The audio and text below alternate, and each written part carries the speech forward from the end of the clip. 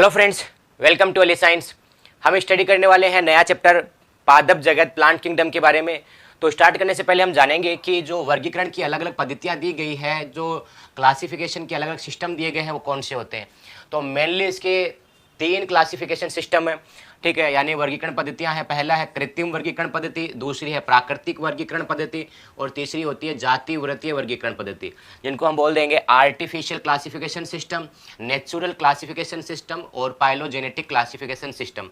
3 type की वर्गीकरण पद्धतियां होगी। अब ये वर्गीकरण पद्धतियां हैं, किस चीज़ पे आधारित है, इनका बेस क्या है। तो जो पहली वर्गीकरण पद्धति है कृत्रिम वर्गीकरण पद्धति, ये केवल बाह्य आकार की कोई 1 या 2 बाह्य आकार की है, उनके आधार पर ये बांटी गई है। यानी मॉर्फोलॉजिकल कैरेक्टर्स होते हैं, बाह्य आकारी की है, एक्सटर्नल मॉर्फोलॉजी है, उसके अकॉर्डिंग इनको बांटा गया है। ठीक है, फॉर एग्जांपल कि जैसे तितली हो गया, चमगादड़ हो गया, पक्षी हो गए, ये सब उड़ने वाले हैं, तो उनका एक ही ग्रुप बना दिया गया है। ठीक है, तो ऐसे बाह्य आकारिकी के आधार पर बांटा गया है। तो हम बोल देंगे इसमें क्या क्या चीज़ें काम में ली गई है, आकार व आकृति के आधार पर।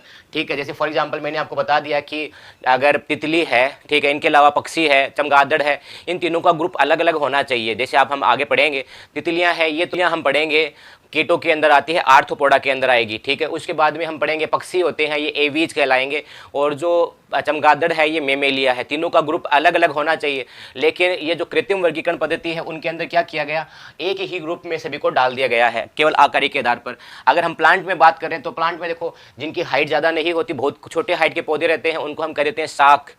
ठीक है, उसके बाद में अगर बहुत ज़्यादा हो गए, बड़े पेड़ हो गए, तो हम बोल देंगे ट्री, बीच में रह गए तो झाड़ी। ठीक है, तो इस प्रकार वर्गीकरण किया गया है उनका, केवल हम बाह्य आकारिकी के आधार पर। इनके अलावा उनके आवास के आधार पर, जैसे मान लेते हैं हमारे पास व्हेल मछली है और जितनी अलग मछलियाँ, उन सभी का एक ग्रुप बना दिया गया। उनका आवास क्या है, जलीय आवास है, इस वजह से। लेकिन व्हेल मछली जो होती है ये मेमेलियंस में आती है, बाकी मछलियाँ हैं उनका ग्रुप अलग अलग हो गया। जैसे हम पढ़ेंगे पीसीज ग्रुप होता है, तो उनका ग्रुप अलग होना चाहिए। लेकिन इस पद्धति के आधार पर उनको एक जगह पर ही डाल दिया गया है कंप्लीट। ओके, इनके अलावा और क्या होता है, इनके अलावा जो जीवन की अवधि होती है उसके आधार पर उनको बांटा गया कि जीवन की अवधि के आधार पर जिनका जीवन अवधि छोटी होती है उनका एक ग्रुप बना दिया, जिनका जीवन अवधि लंबी होती है उनका अलग ग्रुप बना दिया है, ऐसे बांटा गया है। और ये जो कृत्रिम वर्गीकरण पद्धति है, ये कौन कौन से साइंटिस्ट इनने वर्गीकरण इनके आधार पर किया है। तो एक तो जॉन रे साइंटिस्ट है, उनके द्वारा किया गया है।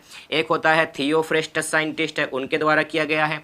अपना जो केरोलस लीनियस है, यानी वर्गीकरण के पिता है, जो वर्गीकी के पिता, टेक्सोनोमी के जनक है, उन्होंने भी, केरोलस लीनियस ने भी कृत्रिम वर्गीकरण किया है। और अरस्तु है, उन्होंने भी कृत्रिम वर्गीकरण पद्धति पर आधारित वर्गीकरण किया है। जो अरस्तु है, एरिस्टोटल जिसको हम कहते हैं, इन्होंने भी क्या किया है, कृत्रिम वर्गीकरण पर आधारित किया। इन्होंने क्या किया, जितने भी पौधे थे, ठीक है, उनको 3 प्लांट, यानी जितने पादप जो होते हैं, प्लांट होते हैं, उनको 3 भागों में उन्होंने बांटा था।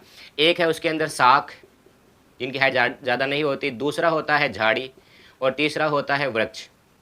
ठीक है, जिनको हम बोल देते हैं हर्ब, शर्ब एंड ट्रीज। तो ऐसे ग्रुप में बांटा है।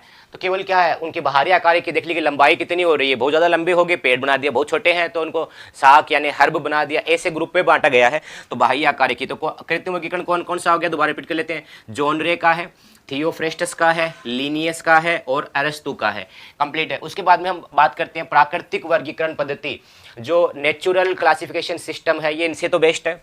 यानी हम बोल देंगे अगर इसको 10 में से मार्क देते हैं तो इसको 10 में से 3 मार्क ही दिए गए हैं, क्योंकि इसमें क्या होता है, जिनमें समानता थी उनको अलग अलग ग्रुप में डाल दिया, जिनमें असमानता थी उनको एक ही ग्रुप के अंदर डाल दिया गया है, इस पद्धति के आधार पर, कंप्लीट है। यानी जिनमें सिमिलरिटीज थी उनको तो क्या कर दिया, अलग अलग ग्रुप में डिवाइड कर दिया। जिनमें डिससिमिलरिटीज थी, डिफरेंस ज़्यादा था, उनको एक ही ग्रुप बना दिया गया है। जैसे मैंने कहा कि तितली है और पक्षी है, उनका एक ही ग्रुप होना चाहिए, लेकिन तितली और पक्षी का कहीं पर भी लेना देना नहीं होता, एक तो नॉन कोडेटा है, एक कोडेटा है, तो उनका ग्रुप अलग हो गया।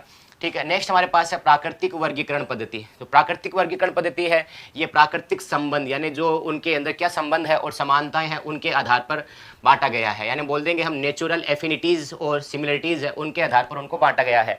ठीक है, इसमें क्या क्या चीज़ काम में ली गई है उनके बारे में जान लेते हैं। तो इनके अंदर क्या है, उनकी जो संरचना होती है, स्ट्रक्चर होती है, इनमें उनकी जो संरचना है, स्ट्रक्चर है, ठीक है, उनके आधार पर, उनके कार्य की फिजियोलॉजी के आधार पर, उनके व्यवहार बिहेवियर के आधार पर, परिवर्तन डेवलपमेंट है, इन सभी के पॉइंट को काम में लेकर उसके बाद में उनका वर्गीकरण किया जाता है। अब देखो ये क्या क्या चीज़ है, जैसे परिवर्तन को हम बोल देते हैं भ्रूण विज्ञान।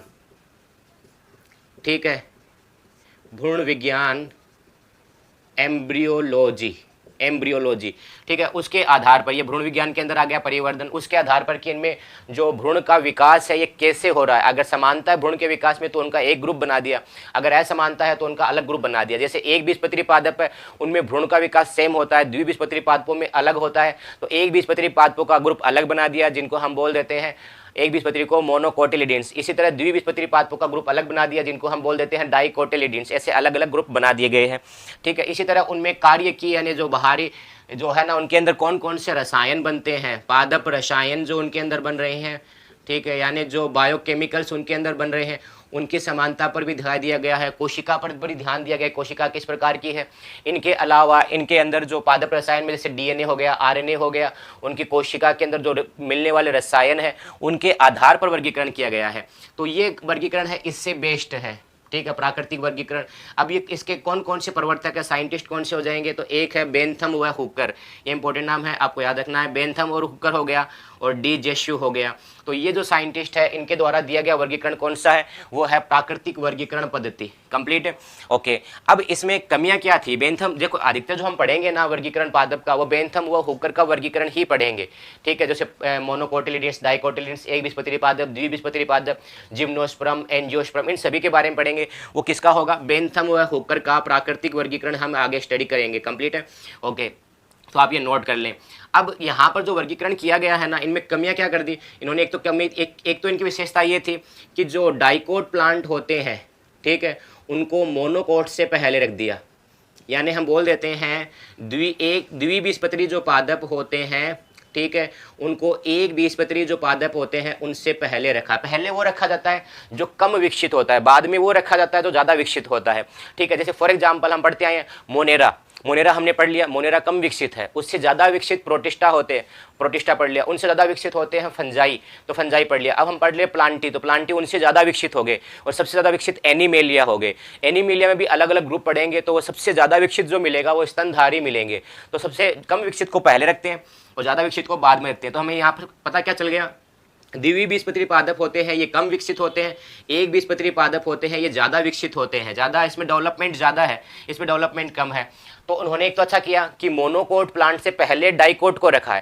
कंप्लीट है, तो ये तो इनका एक अच्छा था, इनका प्लस पॉइंट था। लेकिन उन्होंने कमी क्या कर दी, आपने पढ़ा है जिम्नोस्पर्म, नाम सुना होगा, अगर नहीं पता है तो आगे मैं इस चैप्टर में पढ़ाने वाला हूँ आपको जिम्नोस्पर्म, ठीक है, या अनावर्त बीजी जिम्नोस्पर्म हम कहते हैं।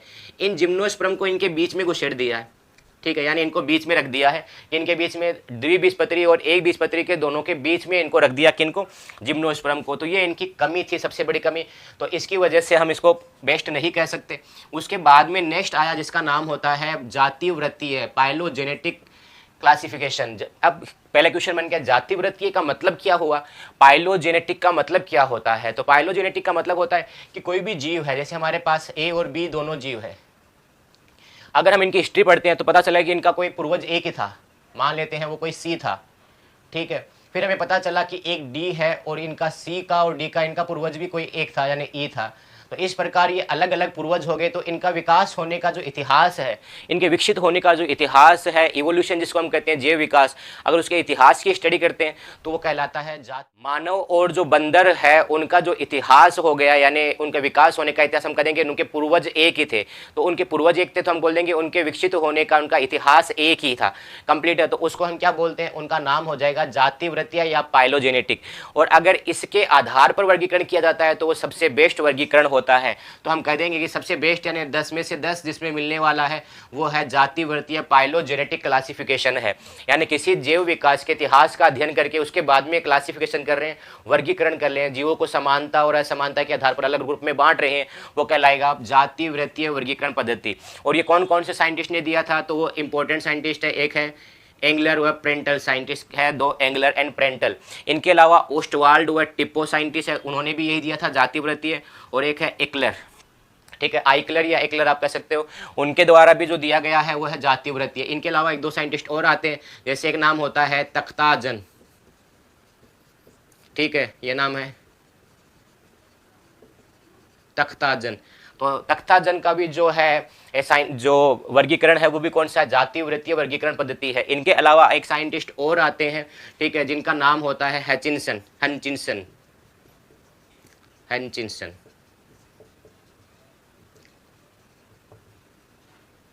ठीक है, इनका जो वर्गीकरण पद्धति है वो भी कौन सी है, जाति वृत्तीय वर्गीकरण पद्धति है, जो सबसे बेस्ट होती है। इसमें अभी तक तो कोई कमियां नहीं है, तो अभी तक की जो सबसे बेस्ट पद्धति कौन सी होगी, जाति वृत्तीय।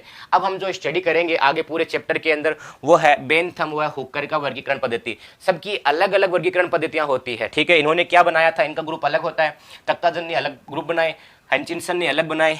ठीक है, इसी तरह लीनियस ने अलग बनाए, थियोफ्रेस्टस ने अलग बनाए। लेकिन वो सब चीज़ें आप डिटेल से जब स्टडी करोगे, एमएससी के दौरान या बीएससी करोगे, उस दौरान आपको डिटेल से स्टडी करेंगे तो उस समय आपको ये बताया जाएंगे कि बेंथम हुकर की कौन से वर्गीकरण किया था। इनके अलावा तख्ताजन ने कौन सा वर्गीकरण किया था, हचिंसन ने कौन सा किया, एंगलर ने कौन सा किया, ये सब आपको बीएससी और एमएससी में जानने को मिलेगा। तो यहाँ पर जो आगे हम पढ़ने वाले हैं वो है बेंथम व हुकर का वर्गीकरण पद्धति। ठीक है, तो इस वीडियो में हम इतना ही पर स्टडी करेंगे। आशा करते हैं आपको ये वीडियो अच्छा लगा है। अच्छा लगा है तो कमेंट करें, लाइक करें, सब्सक्राइब करें और अधिक से अधिक शेयर करें। धन्यवाद।